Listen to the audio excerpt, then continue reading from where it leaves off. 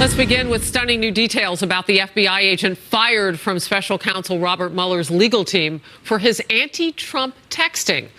Let's go overtime. I'm Harris Faulkner. Fox News can confirm that Peter Strzok oversaw the Bureau's interviews with former National Security Advisor Michael Flynn, who has pled guilty, as you know, to lying to the FBI. He also was the same person who changed James Comey's early draft language about Hillary Clinton's emails from grossly negligent to extremely careless. That's important, because being grossly negligent when it comes to classified information can put you behind bars. The White House says it believes these latest revelations raise serious questions about the FBI's objectivity. Counselor to the president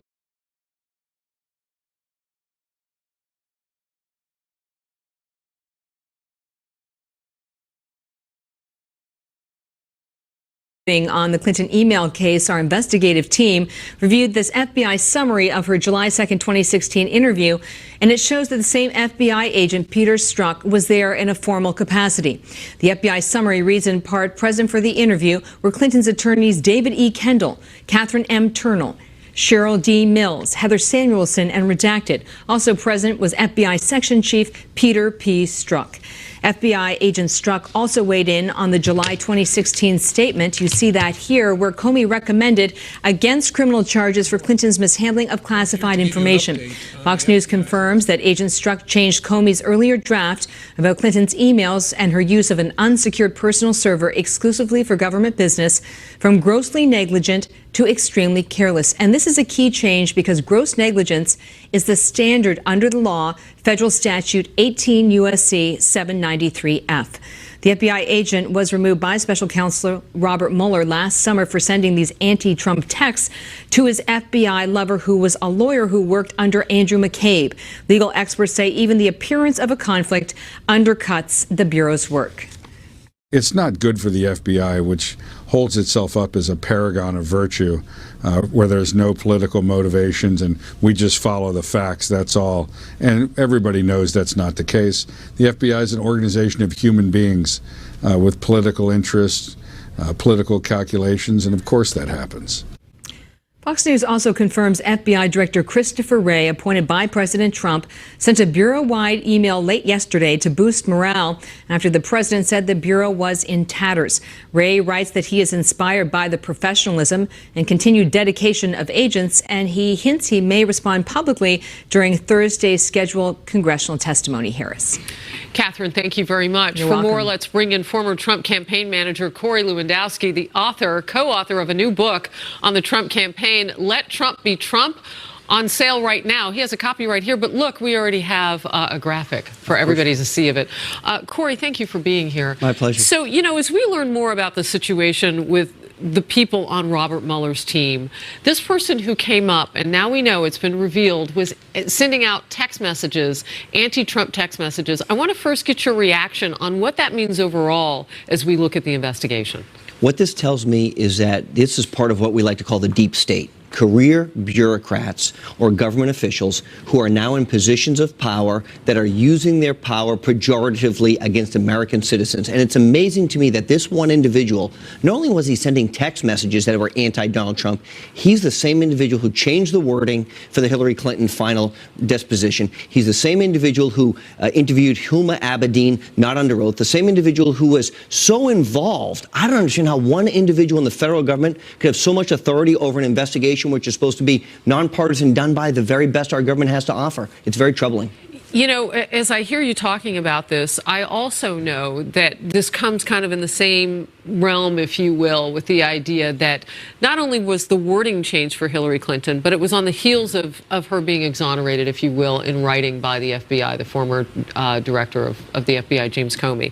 And then comes this whole question about whether or not there were people around the president that may have compromised that situation.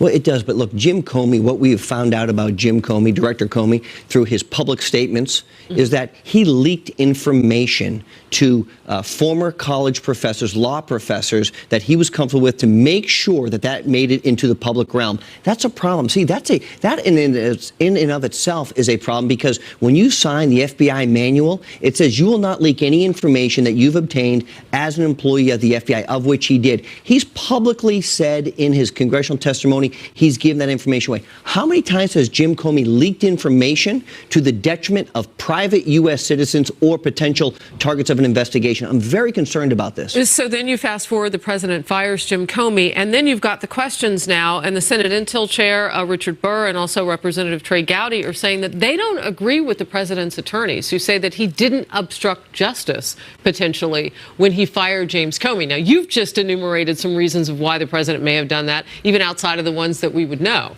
Look, I think it is the president's prerogative as the chief executive officer of our country to go and fire individuals who he does not believe are performing in accordance with what their responsibilities are. And we have seen this president act in that. And what we have seen is Jim Comey very likely could be brought up on perjury charges before Congress. He's had to change his testimony on multiple occasions, saying he forgot, he wasn't completely truthful on a number of occasions. That alone, to me, is enough concern. And then to rebrand the FBI with Director Wray, who's rebuilding the morale within there, is very, very important. Just sent out an email to his staff today that we were reading about, trying to lift that morale. There are great people, men and women, who serve every day as FBI officials, agents, etc. It's so important. But when you have a leader that isn't following the rules, that permeates all the way down, and that becomes a problem within the organization. All right. So you were there. You were with the campaign as the president was heading into November, and then furthering that into the transition point.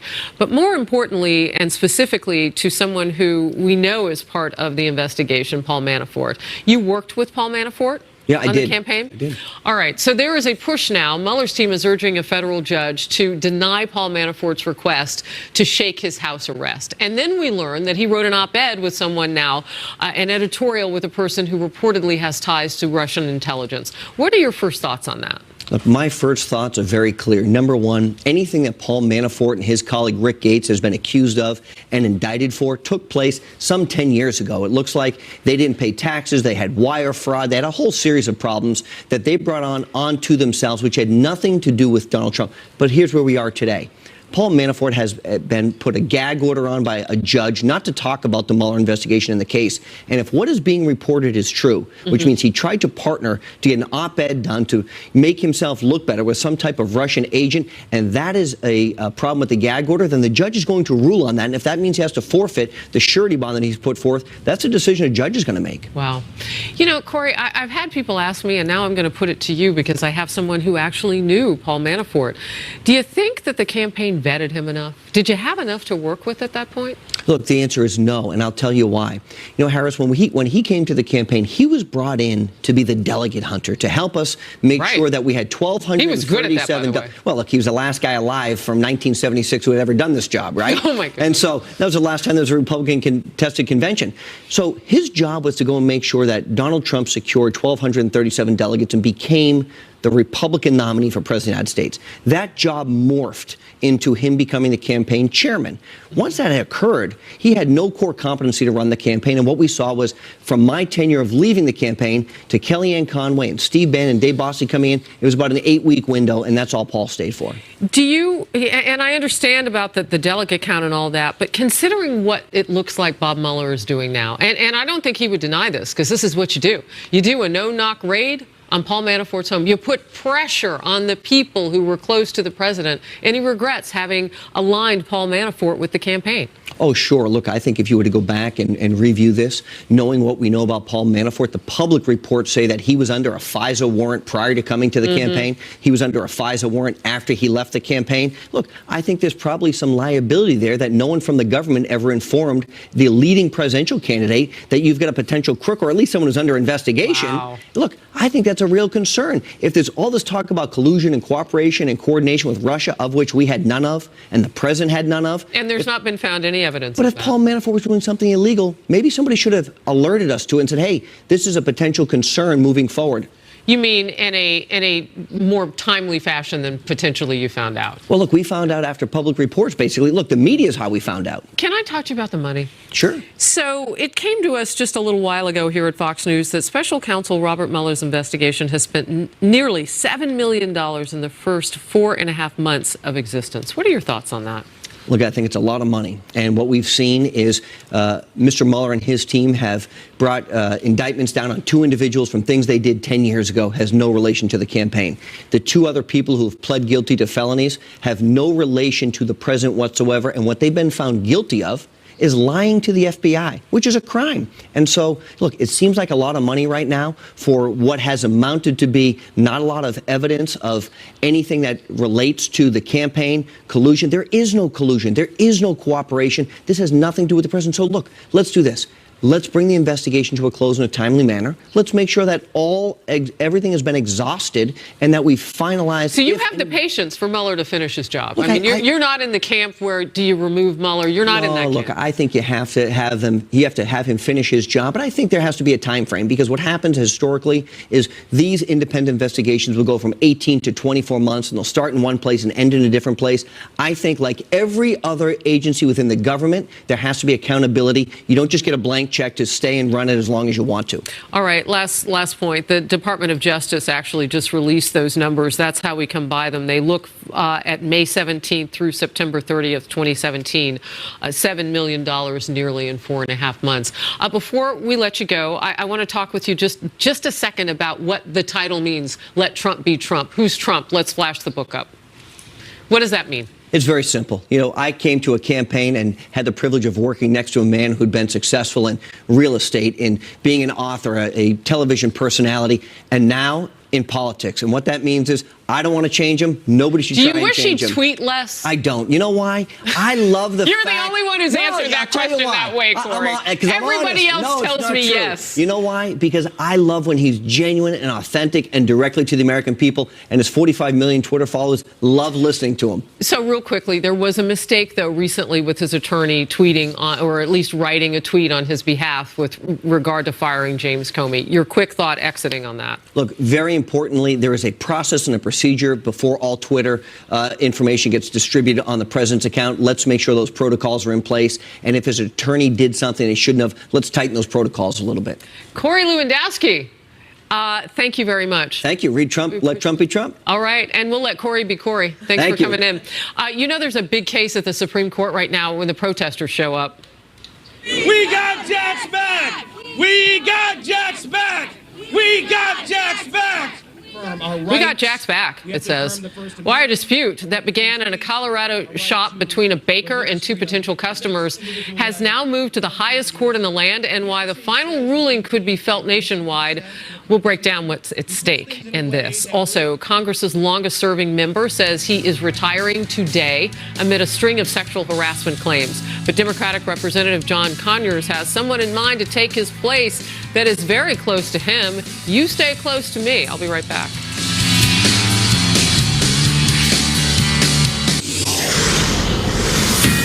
This developing story, Democratic Congressman John Conyers of Michigan announced a couple of hours ago that he is retiring today. I am retiring today, and I want everyone to know how much I appreciate the support, the incredible, undiminished support I've received across the years from my supporters, not only in my district, but across the country as well. That was a radio interview. Conyers also addressed the sexual harassment allegations against him, saying, quote, they are not accurate and that he cannot explain where they came from. Let's bring in Fox News politics editor and the editor of Halftime Report, Chris Steyerwalt.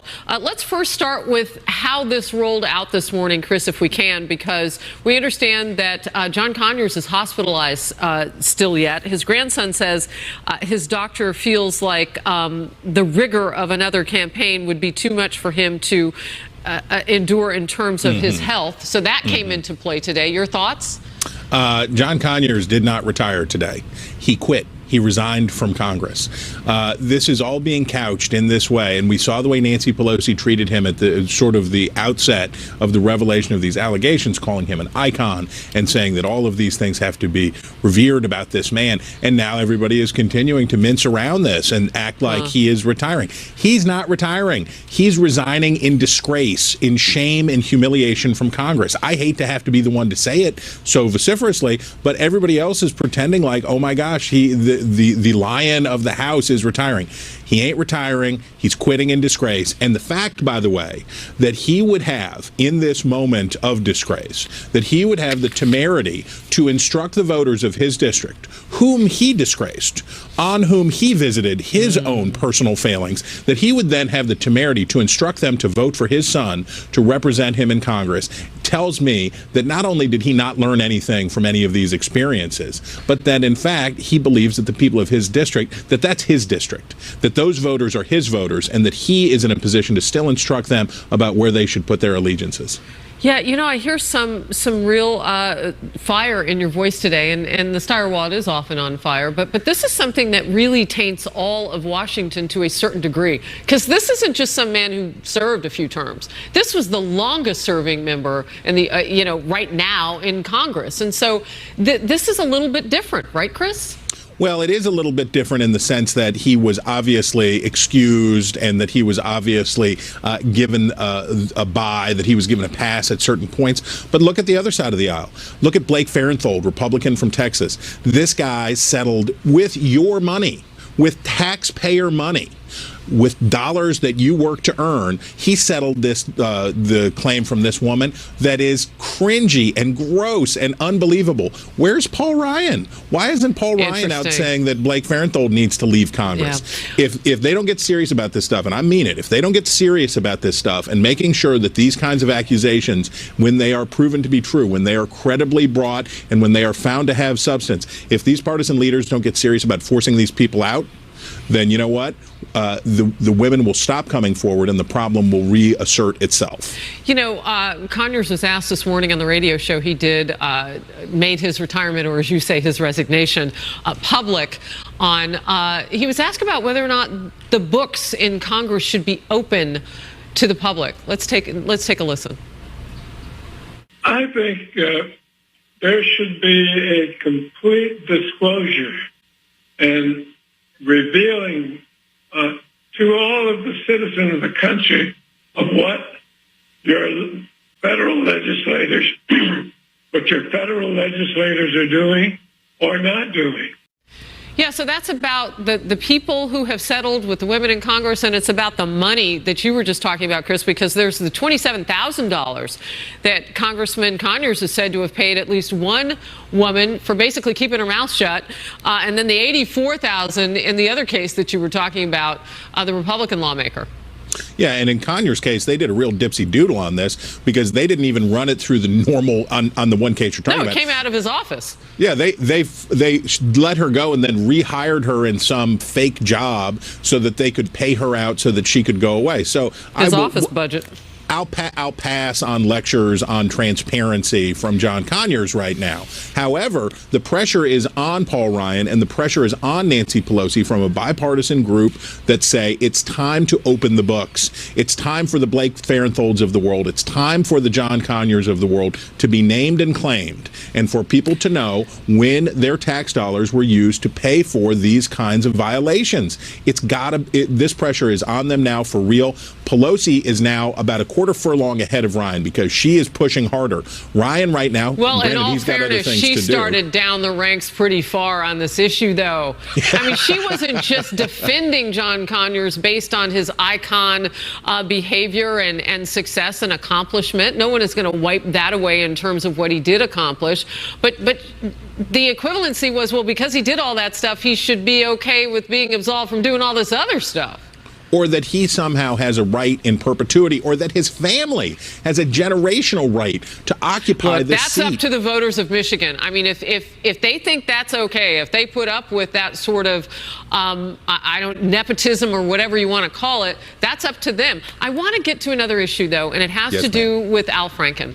And this issue kind of wider in Congress. You know, we've talked about what happened before a senator or a representative would get to the place where they were serving and how you hold those people accountable. He's under an ethics investigation now, partly to see if anything happened, I would imagine, while he was in office, but also just to take a look at that past behavior.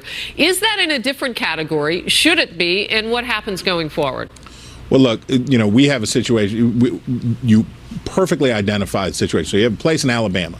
If the voters in Alabama decide that Roy Moore, even if he did the things that he was accused of doing, the criminal statute of limitations having run, that if they want to send him to the Senate, that's their choice. And it's not like they won't do it. They wouldn't do it with a full knowledge of what he's accused of doing to those young women, to those girls. It's tougher in Minnesota because Franken obviously is, I won't say without shame, but the shame meter is very low. Do you know how many people are backing him in Minnesota? Oh, yeah. I mean, it was north of 65 the first week the story broke, and now it's above 100 from what I'm reading. Among those active members, some of them in politics in Minnesota.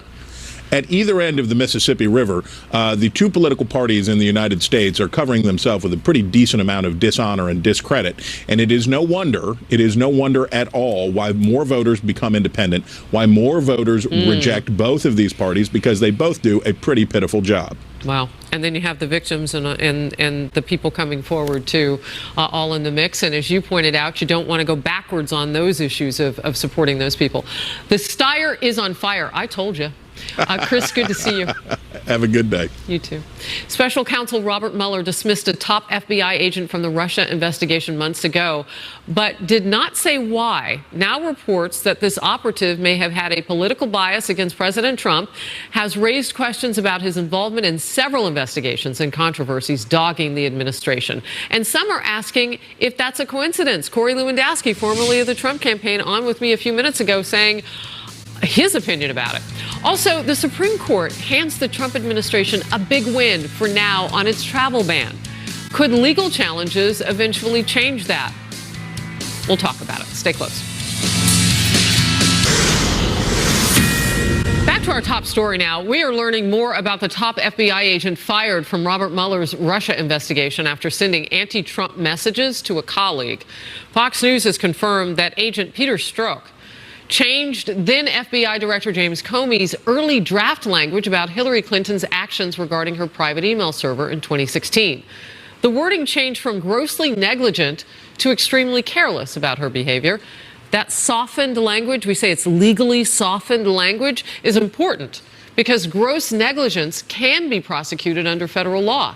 Let's bring in Illinois Congressman Adam Kinzinger, a member of the House Foreign Affairs Committee. Great to see you, Congressman. You too, thanks. You know, I want to first of all get your initial reaction to this as we learn more, because this person also did interviews with Hillary Clinton, sat in on other interviews, helped do that rewrite of the draft language. Your thoughts? Yeah, I think it's concerning, obviously. Anytime you have people that question the justice of this country, that's dangerous. People that maybe feel like they aren't served by justice or that justice wasn't served. And when you have somebody with an obvious political bias, look, it's to pretend like FBI agents don't have a political bias would be naive. People in the military have everybody has their own political bias, but you should be divorced from that when doing your job. And so for somebody to show such overt bias for Hillary Clinton, then to be on her case, I think is something that is extremely concerning. I give, Mr. Mueller credit for firing him when he found out. Hopefully it was right when he found out. But I do think this throws a little bit of shade on what happened with Hillary Clinton and why she wasn't persecuted or prosecuted for that. I'm curious if you and leadership are not talking on Capitol Hill about where you go from here. I mean, do you want to maybe press the point with the Attorney General, Jeff Sessions, to reopen anything? I mean, you hear Congressman Trey Gowdy and others maybe looking at options. How much is it widely talked about on the Hill? This is a big issue. Yeah, it is a big issue, and just like we want to find out everything that happened with the Mueller investigation right now, we want to find out everything that happened also with Hillary Clinton. I don't like looking back and kind of reopening old wounds, because I'm really at a point where I would love to see this country just move forward and try to get united again, because it's been so divided and it really worries me. But at the same time, if justice was not served in that case, we should find out. And so whether it's Trey Gowdy or whether it's anybody else looking into those issues to say what more information can we find to decide whether or not we need to request this to be reopened. I trust Trey Gowdy, and I know he's going to find out what he needs to find out. It's good to get the reaction from Capitol Hill. We had Corey Lewandowski on, who was with the former Trump campaign, talking about how troubling this is within the FBI to lift the morale, because there's so many good people at that agency. Sure. and what this does. Your last quick thought on that, and then I'm going to move on to the travel ban. Yeah, the last quick thought on that is we do have great people in the FBI. I have a good friend who's an FBI agent. 99.9% of them are incredible. But, if you do have overt political bias, you shouldn't be on political cases.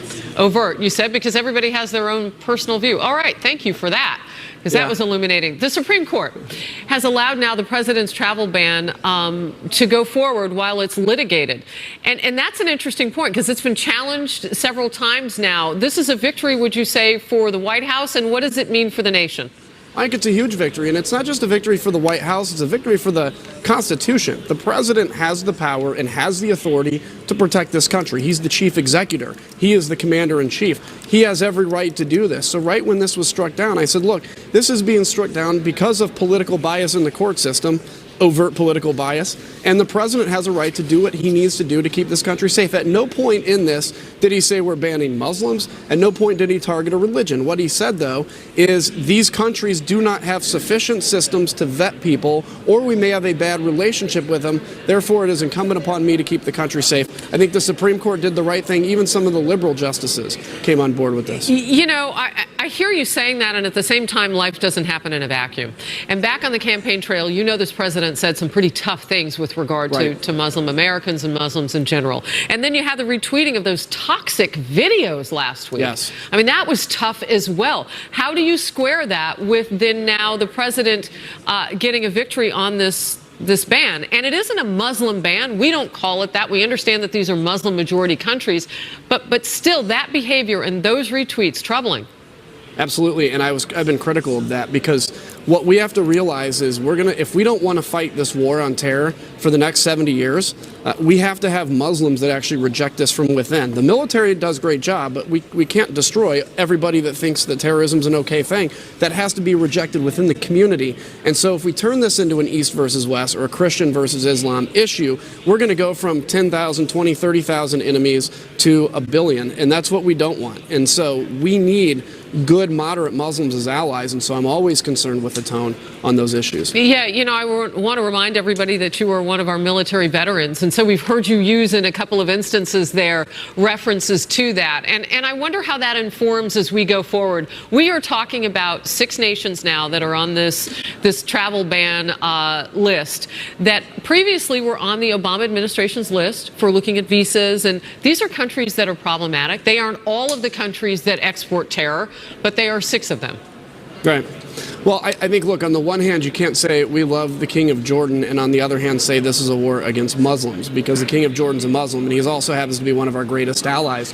As a military veteran, look, I've worked with people from all ends of the political spectrum and from different religions to fight a common enemy. I'll tell you, the chief target of terrorists, of ISIS, is actually other Muslims. It's not Christians. We're like casualties in their war against Islam. And so these are the people that we're going to need. Because frankly, I don't want my kids, if I have kids, I hope I do someday, I don't want them fighting the same war on terror that I've been fighting for 20-some years. Congressman Adam Kinzinger, we appreciate your time. Good to see you. Thank you. You too. Thanks.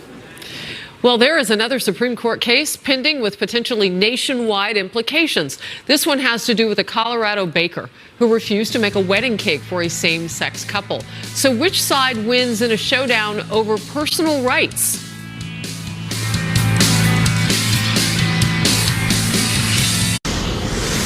Fox News Alert, all eyes on the U.S. Supreme Court today as the justices hear oral arguments in a much-anticipated religious liberty case. They are deciding whether the First Amendment protects a Colorado baker from making a wedding cake for a gay couple. He claims it goes against his Christian belief that marriage is between a man and a woman. The ACLU argues the baker broke Colorado law, which bars any business from turning away customers based on their sexual orientation. The first reports out of the courtroom so far are that the justices appear closely divided on the issue. Let's bring in Jeremy Dice, Deputy Counsel for At First Liberty Institute, Elizabeth Wydra, President of the Constitutional Accountability Center. Each firm that they work for filed opposing amicus briefs for this case. Jeremy, I'm going to start with you. So you give some really interesting examples, tough examples, of what this really decides. One has to do with whether or not you could force a survivor of the Holocaust to bake a cake for a Nazi rally. Go on, tell me your side. Yeah, that's exactly what's at stake here. Look, we don't want a First Amendment that can force its citizens to create a message that is a government-sponsored, government-approved message. The First Amendment requires that we protect artistic expression throughout this country. And this is consistent with what the Supreme Court has held over the decades here. If it was in for-profit companies, for instance, have a right not to be compelled to speak a message with which they disagree. That's Miami Times versus Tornillo. Even during the height of World War II, the Supreme Court took pains to make sure that Jehovah's Witnesses were not compelled to salute the flag. That's in West Virginia versus Barnett. These are famous cases, and it shows our country's commitment to diversity, to tolerance, and that's what the Supreme Court was really concerned about today. Whether we had a commission that was itself dedicated against Mr. Phillips here or not. I think this is going to be a very narrow ruling by the court, and we're just going to have to see whether or not our commitment to the First Amendment extends this far. So, Elizabeth, we're already getting those early reports, as I just told our viewers, that the divisions are very close. Is there an actual clear victory that will come about with all of this? And are there clear people who will lose with all of this? What's at stake? Well, it's certainly something that the justices seemed fairly divided on, because there's an important principle that if you go into the public marketplace as a business, no matter what your personal beliefs may be, you can't get a license to discriminate on the basis of race, religion, gender, national origin, or here sexual orientation. So the idea is that if this baker is opposed to same-sex marriage, he can certainly believe that in his church, in his personal life, but when he goes into the public marketplace, he has to treat same-sex couples the same that he would other couples. And here he refused to make a wedding cake for them simply because they're gay, and that's unlawful. There are other services, and I've been reading about this, and I'm sure since your firms wrote amicus briefs, you can probably talk to this in detail. Jeremy, there were some other things that the baker said that he could do that were on the list of services. He didn't want to bake a cake for this couple. I mean, at the end of the day, I disagree with you, Elizabeth, in terms of he didn't actually get a license based on his religion. Is there something I'm missing, Jeremy? No, of course not. Look, if Elizabeth's vision for the First Amendment is going to hold true, then each of us are going to be able to have religious freedom on Sunday morning, but not when we go back to work on Monday morning. But that's not what the Supreme Court has held. And it's not even what Justice Kennedy held just a few years ago at the Supreme Court in Obergefell, where he said that religions and religious persons have the right to advocate according to their religious beliefs. We want a First Amendment that is broad and effective. Go ahead, Elizabeth. Yeah, I think, no one's stopping them from advocating. But again, it has long been the law, and the Supreme Court upheld against a religious challenge by a barbecue chain in 1968, a challenge that owner did not want to serve African Americans or interracial couples because of his religious beliefs, and the court rejected that. So it's not about being anti-religion, it's about being pro-equality. And you can't just say, oh, well, you can go eat at another restaurant down the street. That wasn't okay then, and it's not okay now. So you've mixed in the idea of race, you've got sexual orientation, but Jeremy, in reading your notes, because I like to read a good brief too, this drills all the way down to politics. You say, as an example, would you force a liberal baker to bake for Trump's inauguration? Why do you take it to that level, and is that where you think a decision on this would really go? I think it inevitably goes there. And notice that Elizabeth has still not answered that question. Will the court's decision, if they rule in favor of the ACLU, which, by the way, recently said and still says on their website that freedom of expression for ourselves requires freedom of expression for others with which we might disagree. But Elizabeth still hasn't answered the question, should an Orthodox Jewish person who maybe survived the Holocaust, should that person be forced to create a cake for a Nazi rally? Let's let her answer. Think so. Yeah, I'd love to answer that. So first of all, being a member of the Nazi Party is not a protected class under non-discrimination laws, in the same way that race, religion, gender, and sexual orientation in this case is. So a better example would be if you have a baker who is an atheist, would he be required to bake a cake for a Christian? And he would, because we have the principle that people who come to the public marketplace cannot be discriminated on these important protected factors. Trying to make it about something that this case isn't about just makes it maybe perhaps more cleverly packaged, but it doesn't mean that it wins under the law. Wow, great conversation. I appreciate both of you coming in since your firms wrote an amicus brief in each case. You've made your cases here on Outnumbered Overtime. We appreciate that. Jeremy Dice and Elizabeth Wydra, thank you very much. Great to be with you. We will, of course, follow this case that's happening at the U.S. Supreme Court level and bring you the news as it happens. 1 week from today, voters in Alabama will decide who will be their next senator. And President Trump and the RNC say they hope they will choose Roy Moore over Doug Jones. How likely is that? Jones, by the way, is the Democrat in the race. And what will the outcome mean for the Trump agenda? The Power Panel weighs in next.